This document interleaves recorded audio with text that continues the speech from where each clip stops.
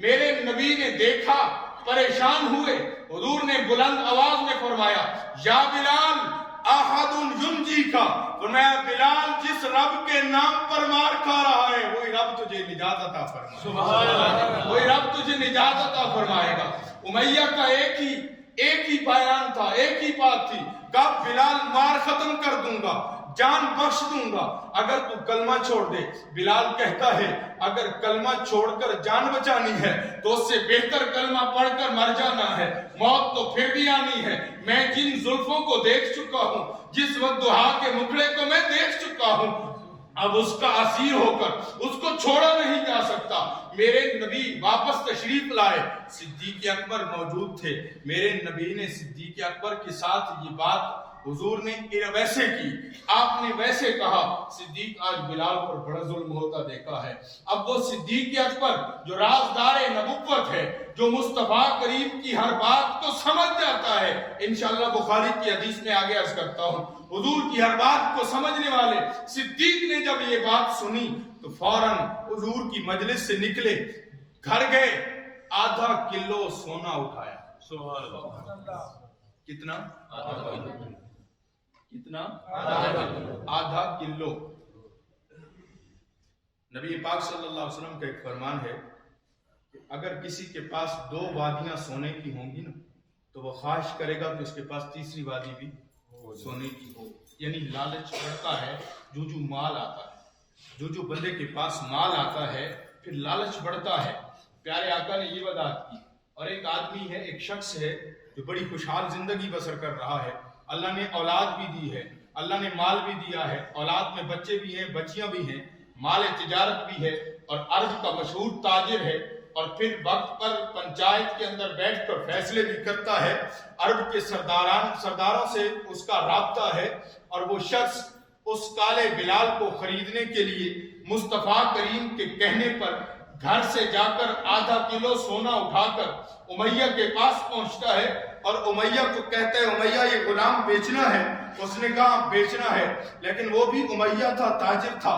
اس نے کہا اچھا، مکہ کا سردار تھا۔ اس نے کہا یہ لگتا ہے کہ غلام بلال کو یہ خریدنے آیا ہے۔ اس نے بھی منہ مانگی قیمت مانگی، حضرت ابوبکر صدیق نے اس کو منہ مانگی قیمت، وہ سونا دیا۔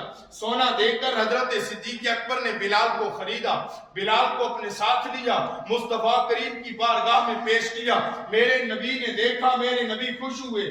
نبی کا خوش ہونا جنت کی خوشخبری تھا، نبی کو خوش ہوتا ہی تو دیکھنا چاہتے تھے، نبی کو خوش کیا۔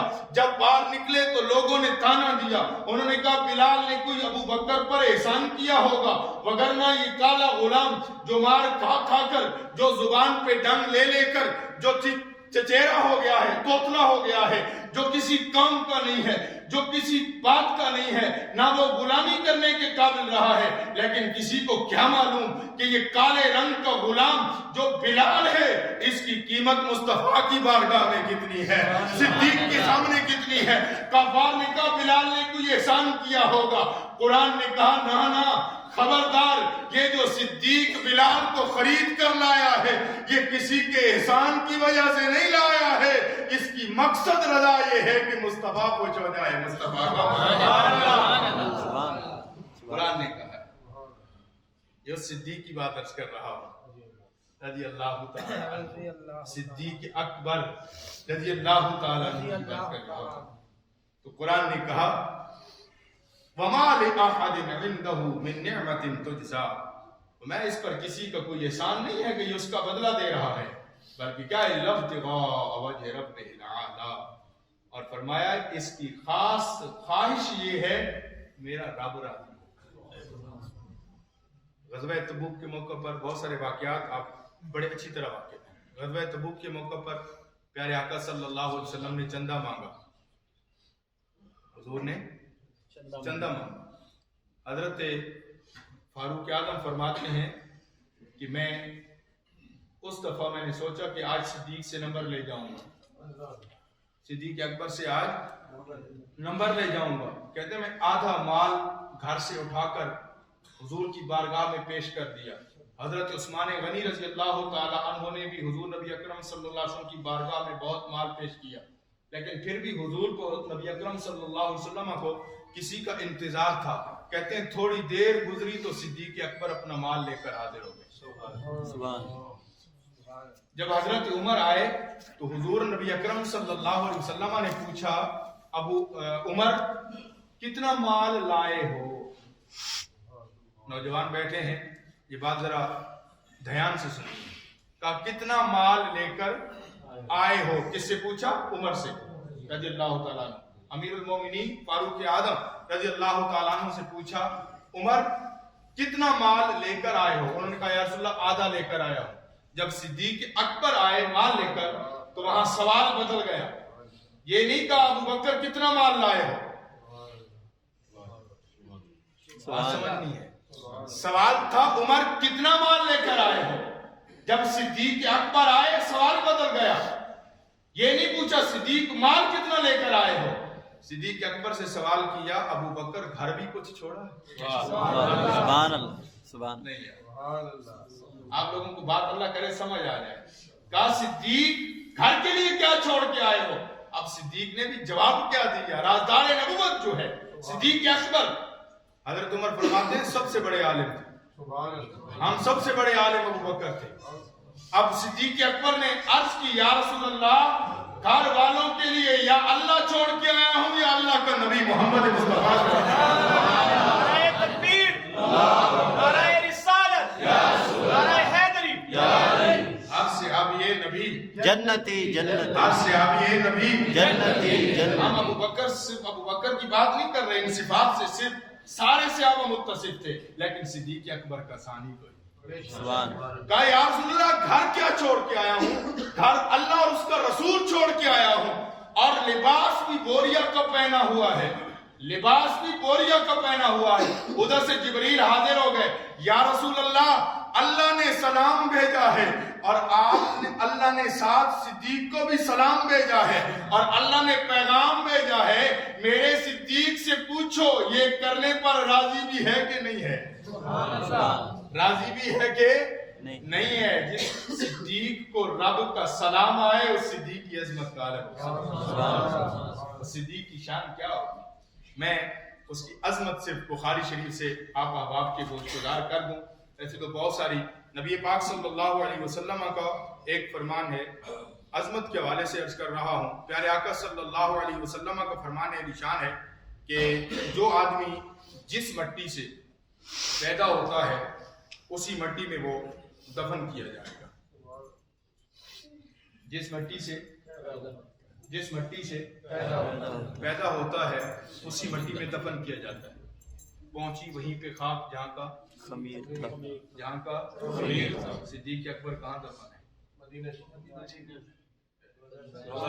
ہائے ہائے ہائے ہائے، آپ نے سمجھا نہیں ہے.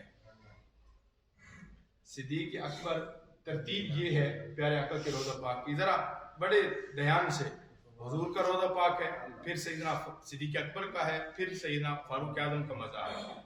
ایسی ہے نا؟ حضور کی مٹی کے ساتھ متصل ہے صدیق کی مٹی، صدیق کی مٹی سے متصل ہے عمر کی مٹی. صدیق اکبر دفن کہاں ہے؟ حضور کے روضہ اقدس کے اندر. حضور کی قبر انور کے ساتھ صدیق کی قبر پاک ہے، صدیق کی قبر کے ساتھ عمر کی قبر پاک ہے. کہنے دیجئے قانون قدرت یہ ہے کہ جس مٹی سے بندہ پیدا ہوتا ہے اسی مٹی میں دفن ہوتا ہے، اسی مٹی میں دفن ہوتا ہے. جس مٹی سے پیدا ہوتا ہے تو حضور کا جسم عطر جس مٹی میں رکھا گیا ہے وہی مٹی پیارے آقا کے جسم پہ لگائی گئی. جس مٹی میں حضور دفن ہے، حضور موجود ہیں، وہ مٹی مصطفیٰ کریم کے جسم کی مٹی ہے. اور جس قبر میں مصطفیٰ دفن ہے اسی کے ساتھ صدیق دفن ہے. معلوم ہوا جو مٹی مصطفیٰ کے جسم پہ لگائی وہی مٹی اللہ نے صدیق و عمر کے جسم میں. میں آخری حدیث پاک چونکہ وقت کے دامن میں بہت تنگی ہے، بخاری شریف میرے اس وقت سامنے ہے جی. بخاری شریف میرے سامنے ہے. سعید ابو سعید خدری رضی اللہ تعالی عنہ. میں بخاری شریف کا متن نہیں پڑھ سکوں گا، وقت کے دامن میں بہت تنگی ہے، میرے پاس صرف 2 منٹ رہ گئے ہیں. میں حدیث پاک بیان کرنا چاہتا ہوں. پیارے آقا صلی اللہ، حضرت ابو سعید خدری فرماتے ہیں کہ نبی کائنات صلی اللہ علیہ وسلم آپ کی مجلس میں ہم بیٹھے تھے.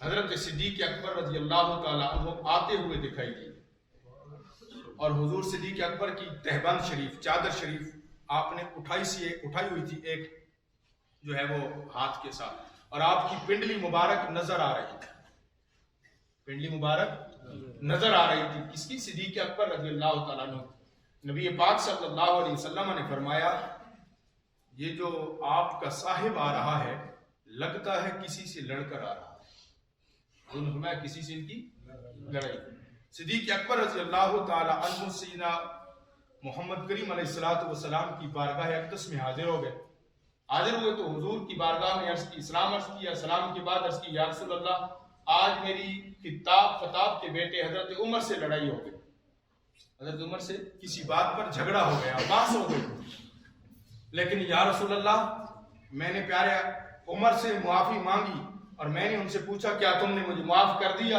تو حضرت عمر نے معاف کرنے سے انکار کر دیا حضرت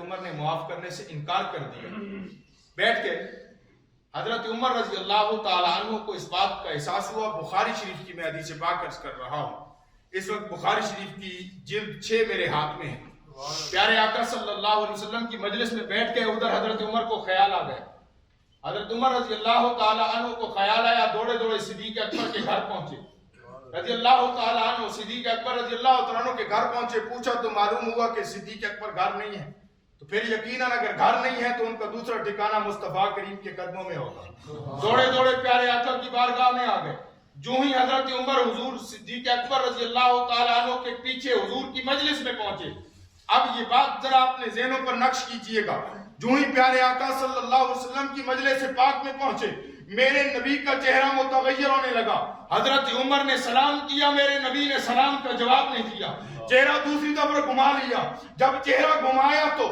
جب متغیر رنگ دیکھا تو وہ رازدار نبوت سمجھ گیا کہ مصطفیٰ کریم کو غصہ آ گیا صدیق اکبر حدیث پاک کے الفاظ ہیں صدیق اکبر 2 گھٹنوں پر جیسے آپ التحیات کی شکل میں بیٹھتے ہیں مصطفیٰ کریم کی بارگاہ میں یوں ہاتھ جوڑ کر بیٹھ گئے حدیث کے الفاظ ہیں یوں ہاتھ جوڑ لیے کہا یا رسول اللہ غصہ نہ کیجئے میری غلطی تھی عمر کی کوئی غلطی نہیں تھی میرے نبی نے فرمایا ابو بکر سن یہ وہ لوگ ہیں جب میں نے اعلان نبوت کیا انہوں نے مجھے جھٹلایا لیکن ابو بکر وہ ہے جس نے مجھے کبھی جھٹلایا نہیں ہے ابو بکر وہ ہے جس نے مجھ پر احسان کیا ہے ابو بکر وہ ہے جس نے میرا ساتھ دیا ہے ابو بکر وہ ہے جس نے مجھ سے محبت کی ہے فرمایا کائنات ساری کا ایمان ایک ترازو میں رکھا جائے ابو بکر کا ایمان ایک ترازو میں رکھا جائے ابو بکر کا ایمان